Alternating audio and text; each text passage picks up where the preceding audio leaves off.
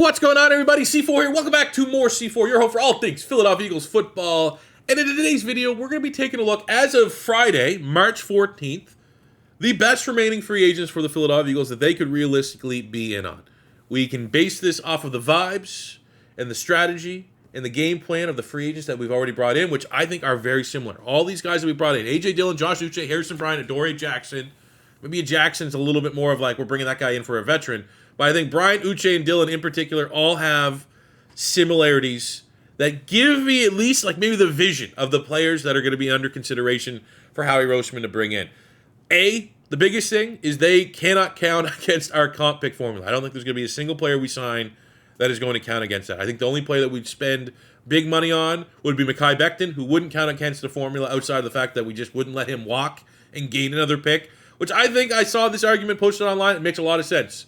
That if Mekhi Becton is going to get a contract, it's for it taking this long, it's not going to get us a third-round pick. But I could absolutely see him, especially with the money going around for some bang-on average linemen, that Mekhi Becton could get a contract that would yield the Philadelphia Eagles a second, fourth-round comp pick in 2026. And if that's the case, I think Howie Roseman lets him walk. But the contract comes in, it's only going to net the Eagles a fifth or a sixth round, closer to Isaiah Rodgers.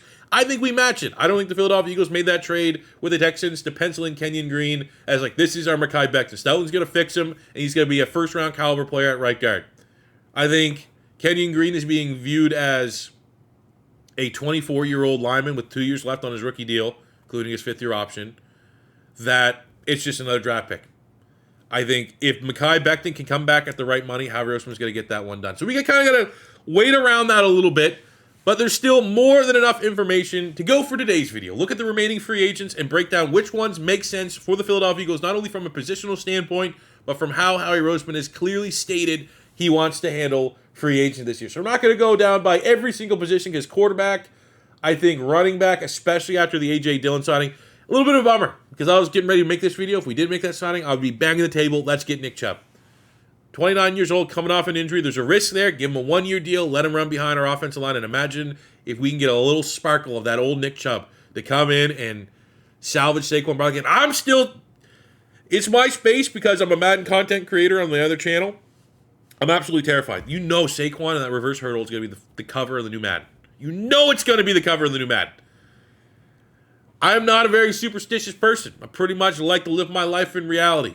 But the Madden cover curse, I'm not even going to put them together.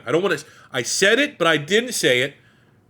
I think it's valuable for Philadelphia this year in particular to probably have some depth at running back. Do they think A.J. Dillon and Will Shipley are going to be able to handle that? Maybe a draft pick. I'd love if, say, we're in the fourth round or with one of our 17 fifth-round picks this year, a Cam Scatabo out of Arizona State. Love that. I'd love that option. But do we feel like if something happens, Dillon and Shipley can run the show? Would we feel better if that was a Nick Chubb first off the bench to run the show? You know what I'm saying? But very unlikely, I think, Philadelphia to address that running back spot after the A.J. Dillon signing. So it is what it is. At fullback, we brought back Van Sumeren. So let's look at wide receiver. Wide receiver is next up. I think Jahan Dotson started to get that chemistry with Jalen Hurts working a little bit late in the season.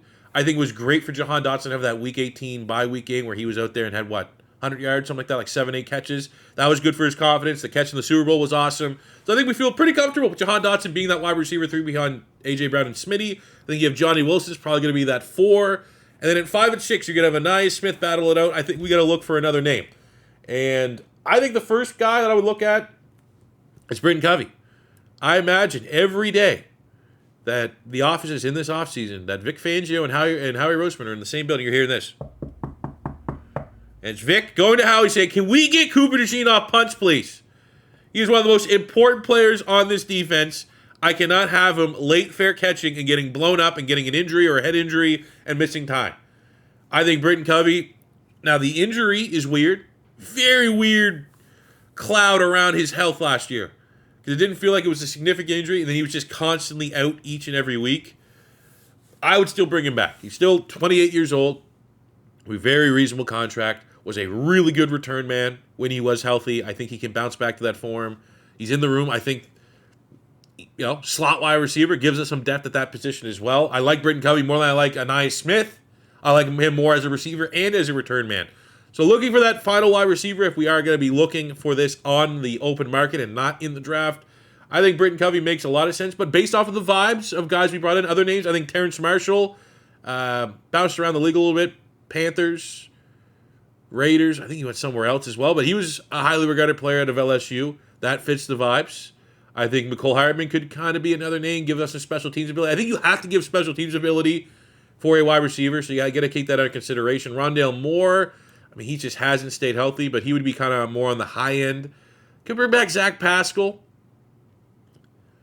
I think if I'm going to say, like, if we not go Britton Covey, but that's the style that we want. We want someone that can also give us some return, man. I think the splash move would be Devin Duvernay. Devin Duvernay can make the occasional big play downfield, has great athleticism, only 27 years old, has nice return. Had a couple big returns for the Jacksonville Jaguars ever since he's been there. So I think if you are the Philadelphia Eagles and you're looking for a wide receiver, it's going to have to be someone that contributes on special teams. But let's just be easy here. Let's take out all the guesswork. As long as the medical is clear, Britton Covey should be a member of the Philadelphia Eagles. Tight ends. With the signing of Harrison Bryant, we have Harrison Bryant, Grant Calcaterra, and Dallas Goedert. But we will touch on the tight ends here just because is Dallas Goedert going to get traded? There still seems to be this Philly insider media being like, oh, keep an eye on Goedert getting traded. It could happen. It's Howie Roseman. Anything could happen. I don't think a single person thought CJ could get traded.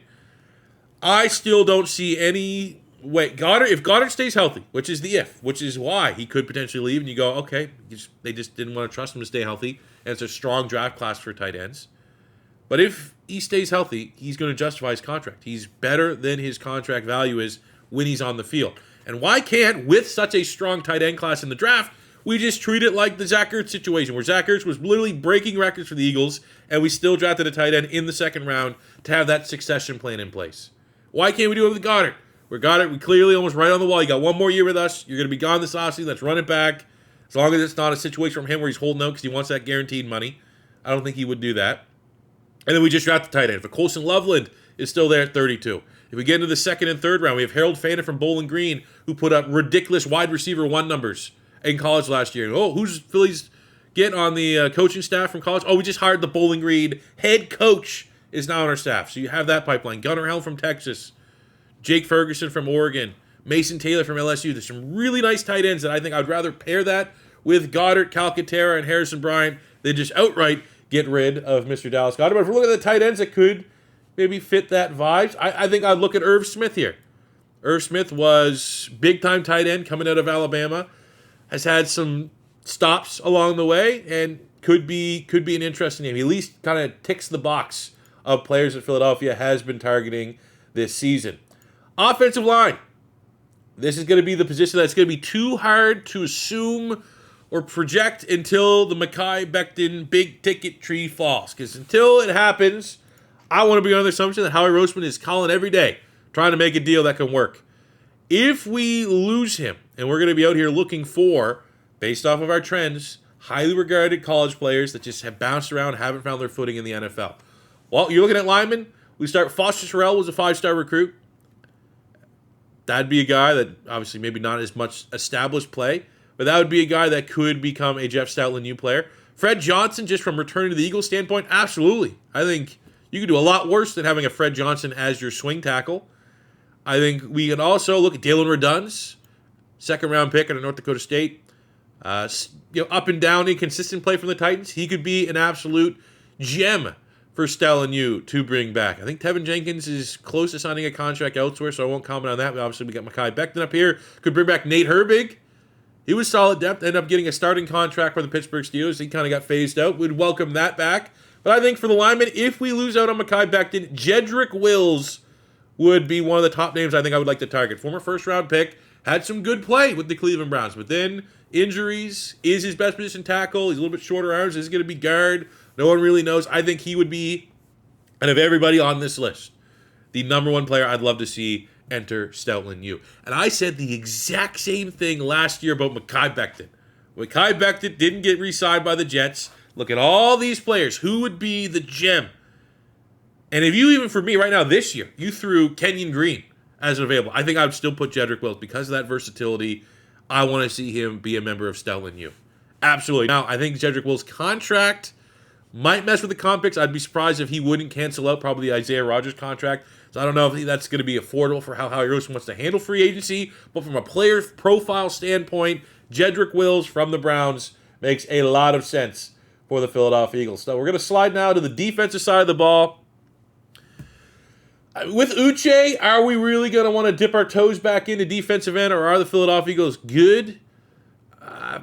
That's an interesting spot, because I think the draft is probably where you want to look now if you still want to add some more names. I mean, Shaq Barrett was a guy that when he came into retirement, a lot of people thought because of his layover with Vic Fangio in Miami, if they want to bring in a veteran, sure. But I feel like Shaq Barrett this time would give off big Robert Quinn vibes if we brought him in. How much more does he have left? I think Azeez Ojulari's been a popular name. I've seen that tagged in me a lot. Why are we not getting him? I think that is anti-comp pick formula contract. He's probably going to get one of the bigger contracts remaining of the defensive ends that are out there, because he is only 24 years old and does bring a good college profile.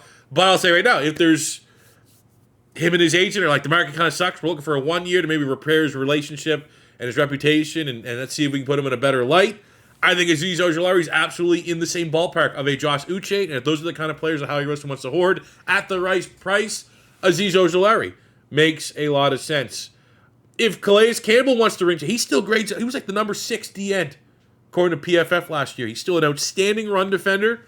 If he wants to ring chase, absolutely, he could be the BG this year.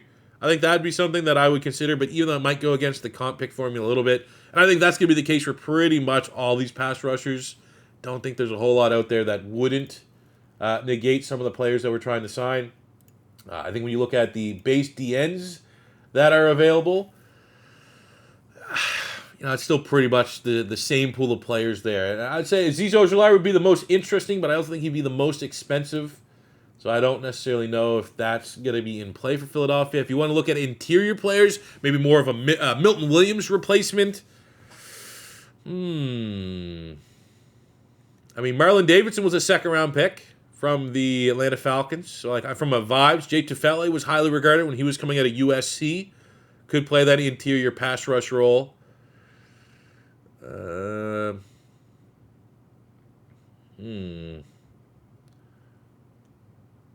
mean, Taven Bryan was, he's old now, 29. Jerry Tillery, same kind of vibes, former first-round picks. I think they're probably a little bit past their expiration date. Still uncertainty around BG. If we are discussing this position, I assume he's going to retire, especially because of the report that he re-injured his bicep. That's probably not going to be a great recovery time. So yeah, you know what? I will say on the D-line, if we're going to double back in, even after the Uche signing, let's be cautiously optimistic in saying that Azeez Ojulari would be pretty cool. Linebacker. I think this is a position that we're still going to be looking for somebody. Now, no one really knows when Nakobe Dean's going to be ready. There's a chance he misses most of the season next year. It almost may have to be borderline. You have to be cautiously optimistic that he's going to return during the regular season. And even if he get back and ready for the playoffs, are you going to play him in the playoffs after not playing all season? It's very unlikely. I think it's a little frustrating. Out of all the guys we let walk, Oren Burks might be the most, because he would have been dirt cheap. The Bengals didn't give him anything crazy. I don't even think it hurts our comp. We didn't get any comp picks for him. And I think we saw, at least last year, the chemistry between Burks and BAUN. That won us a Super Bowl. Why not just run that back? Now, I imagine there's some discussions being had that, Vic's Trot can do it. Baby Axeman, Jeremiah Trotter Jr., he can give us now with another full off season, especially if Nakobe Dean's out, regardless of what happens in the draft. I imagine they still will target a linebacker in the draft. I think if Trot goes into camp as a starter, we'll have him ready. We'll have him ready to play next to BAUN. If that's the vibes, awesome, because I think that's going to be sick to see him out there, especially if he can earn that role. But if not, if we're looking at the straight linebackers, I think Jesse Luketa makes a lot of sense. Now, that's just not me gassing up a Canadian, but Luketa from an very similar, not too much like an Oren Burks, Trotter, Nakobe Dean, but very similar to a Zach Bond. I think Luketa can rush the passer. He's athletic enough to go sideline to sideline. Don't have really much comments on his pass coverage game, but I think stylistically, that special team linebacker that's shown flashes, I'd love to see Jesse Luketa. I'd love to see another Canadian. Him and Sidney Brown out there would be incredible. And slowly redeeming Canadians on the Philadelphia Eagles. We're trying to get rid of that stink of Danny Watkins. So I think Jesse Luketa would make a lot of sense for the Philadelphia Eagles. I think as we go up here, Jack Gibbons from the Titans. Not overly athletic, but like a good technical linebacker. Could be like your TJ Edwards style, like a slow guy that's athletically probably shouldn't be a starter, but can win with his instincts. Gibbons has played some nice snaps for the Tennessee Titans. Wouldn't bring back like White or Zach Cunningham, obviously. Not a lot of like redemptions at linebacker, I'm being honest with you. Like off ball. Like Kaiser White, could he come back?